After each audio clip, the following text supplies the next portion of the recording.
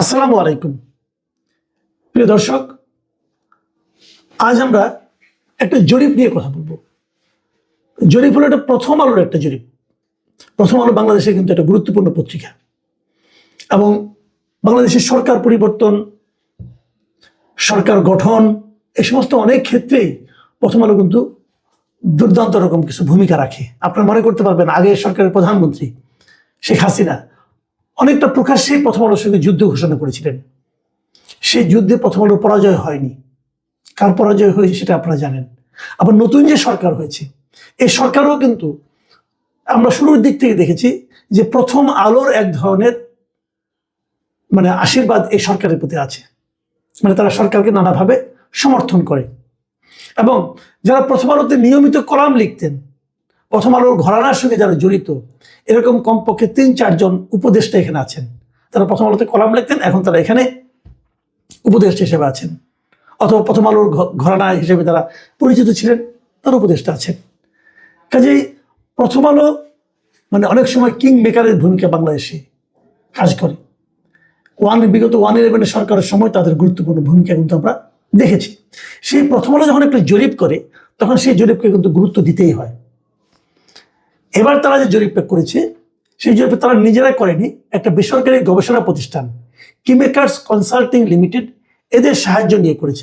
ওরা করেছে প্রথম আলোর জন্য। কাজেই এটা প্রথম আলোরই বলে আমি বিবেচনা করতে পারি। এবং সেই জরিপটার পরে প্রথম আলো এই জরিপটার যে ফলাফল, যে ফাইন্ডিংসগুলো, সেগুলো খুব গুরুত্ব সহকারে তাদের পত্রিকায় প্রকাশ করেছে, তাদের অনলাইনে আমি দেখলাম।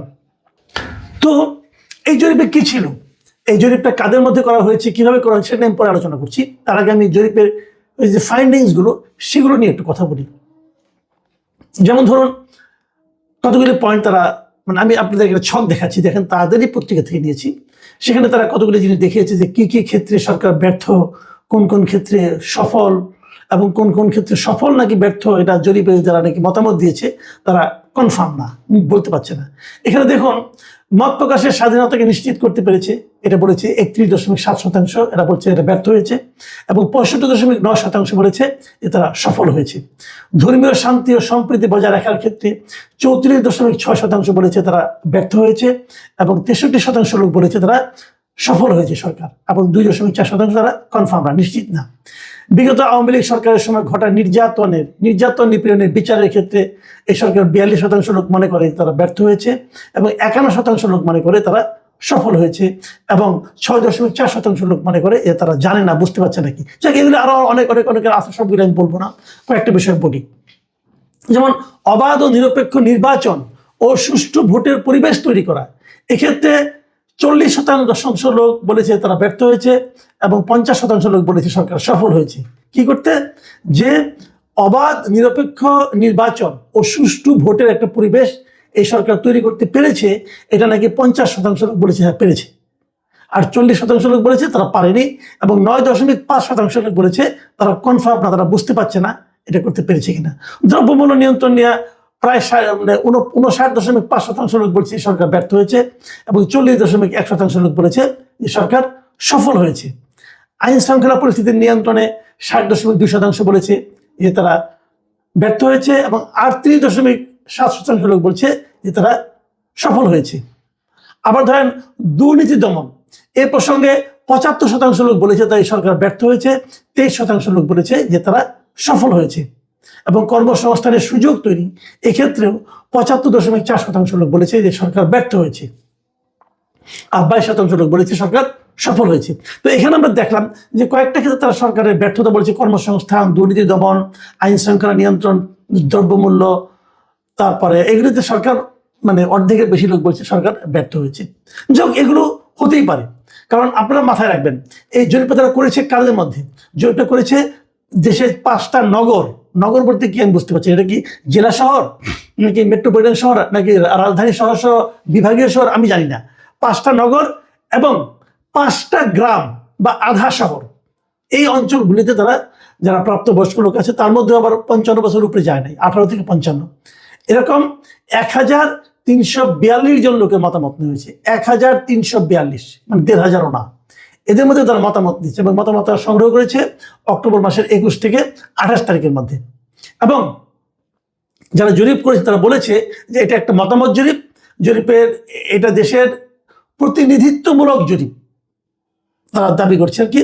এবং তারা এটাও বলেছে যে জরিপের নমুনা এমন মানুষদেরই তুলে ধরেছে যারা অনলাইন বা ছাপা পত্রিকা পড়তে পারেন এবং আগামী নির্বাচনে ভোট দেওয়ার সম্ভাবনা রয়েছে। মানে তিনটা ক্রাইটেরিয়া তারা পত্রিকা পড়েন, মানে অনলাইনে পড়ুক আর এমনি পড়ুক।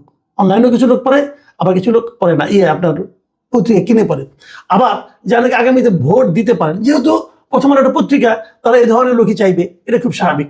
তারা এই ধরনের লোকজনদেরকে ইন্টারভিউটা নিয়েছে, মানে একদম প্রান্তিক পর্যায়ে যারা নাকি প্রান্তিক লোকজন তো আর পত্রিকা পড়ে না, তাই না? তো তাদের মতামত কতটুকু নিয়েছে আমি জানি না, বলতে পারবো না। এবং জরিপের ফলাফলের নির্ভরযোগ্যতা মানে কনফিডেন্স লেভেল সেটা হলো 99%। মানে যা ওনারা পেয়েছেন সেটা একদম নির্ভর করা যায়, তারা দাবি করছেন। এখন এগুলো আমি মানে যেগুলো বললাম আমি, এগুলি ভালো, এগুলি নিয়ে আপনারা আলোচনা করতেই পারেন। সরকার ভালো মন্দ কি করলো না এটা নিয়ে তো আমরা কথা অবশ্যই বলতে পারি। কিন্তু আমার পাশাপাশি আবার আরেকটা কথা কিন্তু আছে। সে কথাটা হলো, আমার কতগুলো প্রশ্ন জেগেছে, আমি ঠিক বুঝতে পারছি না এই প্রশ্নগুলো প্রথম হলো কীভাবে এটাকে জবাব দেবে। যেমন ধরুন, এখানে এক জায়গায় বলেছে যে অন্তর্বর্তী সরকার যেভাবে দেশ চালাচ্ছে তাতে আপনি কতটা সন্তুষ্ট।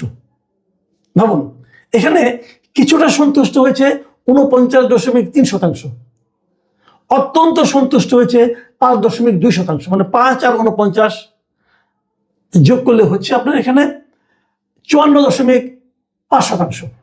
মানে অর্ধেকেরও অনেক বেশি লোক বলতেছে তারা হয় অত্যন্ত সন্তুষ্ট অথবা কিছুটা সন্তুষ্ট। আর অসন্তুষ্ট কতটুকু? অসন্তুষ্ট হলো, কিছুটা অসন্তুষ্ট হলো 18.9%, আর অত্যন্ত অসন্তুষ্ট হলো 3.6%। এই দুটো যোগ করলে হয় প্রায় 21-22% মতো। আর অসন্তুষ্ট না সন্তুষ্ট না তার কোনো কিছু বলার নাই, এরকম লোকের সংখ্যা হলো 23.1%। তো এখানে আমার একটা খুব গুরুত্বপূর্ণ প্রশ্ন, এই প্রশ্নটা করে আমি আলোচনা শেষ করবো। আরো আরেকটা পয়েন্ট আলোচনা করতে পারি, তবে দেখি যে সময় হয় বলবো।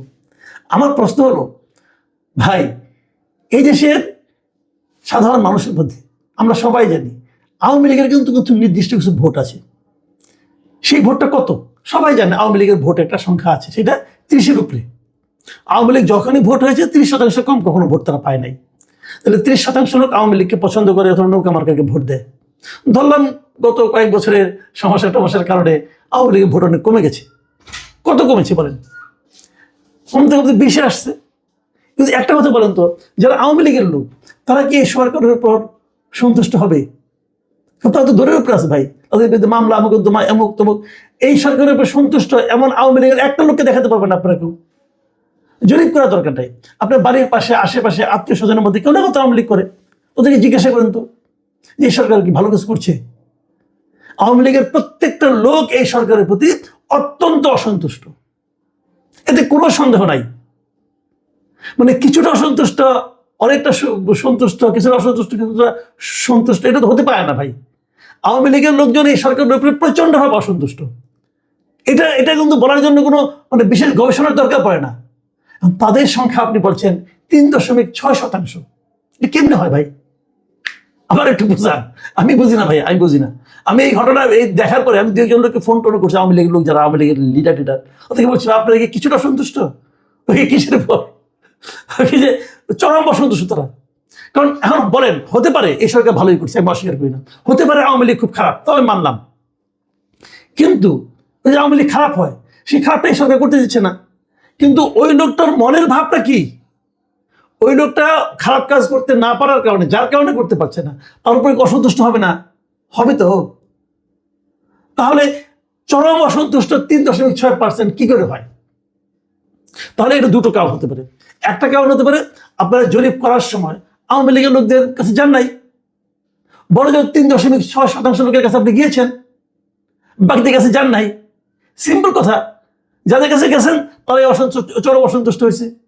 অথবা আরেকটা হতে পারে যে আপনাদের এই জরিপটা ভালো হয় নাই।